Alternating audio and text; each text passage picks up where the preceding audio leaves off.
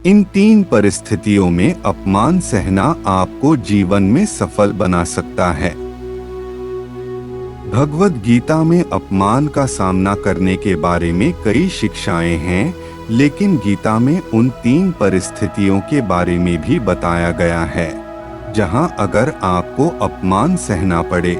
यहाँ पर अपमान सहना आपके लिए भलाई का काम करेगा, इसलिए वहां खुद को अपमानित अथवा क्रोधित महसूस करने के बजाय संयम बरतें। लेकिन कौन सी है वो 3 परिस्थिति, चलिए जानते हैं। गीता के ज्ञान ने हर व्यक्ति को उसके जीवन में उत्तम ही बनाया है। यह मनुष्यों को उनके कमियों पर विजय पाना सिखाती है। गीता के अनुसार अगर कोई अपमान महसूस कराए तो संयम और क्षमा भाव से उसका मुकाबला करना चाहिए। गीता में कभी भी अपने आत्मसम्मान को तकलीफ पहुंचाकर अपमान को सहना नहीं सिखाया गया है, लेकिन कुछ जगहों पर इस अपमान को सहना आपकी सफलता की सीढ़ी बताया गया है। श्री कृष्ण बताते हैं कि इन 3 परिस्थितियों में अपमान सहना आपको एक बेहतर इंसान बनाता है। कौन कौन सी हैं वो 3 परिस्थितियां, चलिए जानते हैं।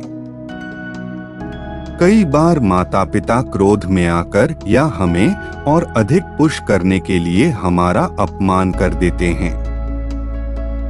भगवद गीता के अनुसार व्यक्ति को अपने माता पिता द्वारा किया गया अपमान सहज रूप से सह लेना चाहिए, क्योंकि उनका अपमान कभी भी आपके आत्मसम्मान को चोट पहुंचाने के लिए नहीं होता, बल्कि वो आपको हालातों से लड़ना सिखाना चाहते हैं।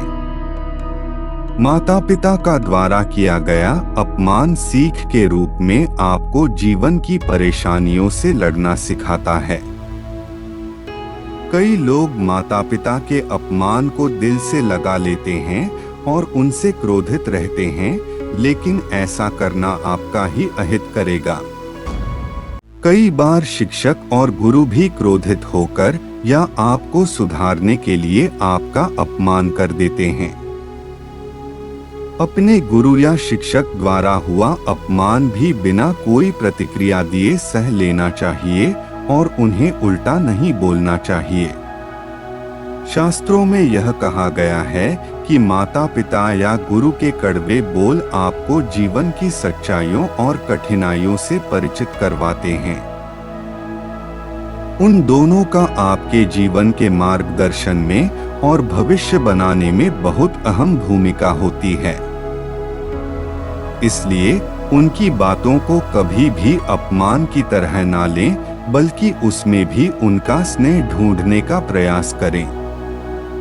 भगवान के मंदिर में अगर आपका अपमान होता है तो वहां क्लेश या वाद विवाद न करें, बल्कि संयमित तरीके से उसे हैंडल करने का प्रयास करें। भगवद गीता के अनुसार देव स्थानों पर अपमान सहने वाले और वाद विवाद न करने वाले को देव ऊर्जा प्राप्त होती है, यानी देवी देवताओं का आशीर्वाद प्राप्त होता है। यहाँ होने वाले अपमान को खुद पर चोट समझने के बजाय ये समझें कि भगवान आपके संयम की परीक्षा ले रहे हैं। इसलिए श्री कृष्ण बताते हैं कि इन 3 परिस्थितियों में अपमान सहना आपको एक बेहतर इंसान बनाता है। गीता में कभी भी अपने आत्मसम्मान को तकलीफ पहुंचाकर अपमान को सहना नहीं सिखाया गया है, लेकिन कुछ जगहों पर इस अपमान को सहना आपकी सफलता की सीढ़ी बताया गया है।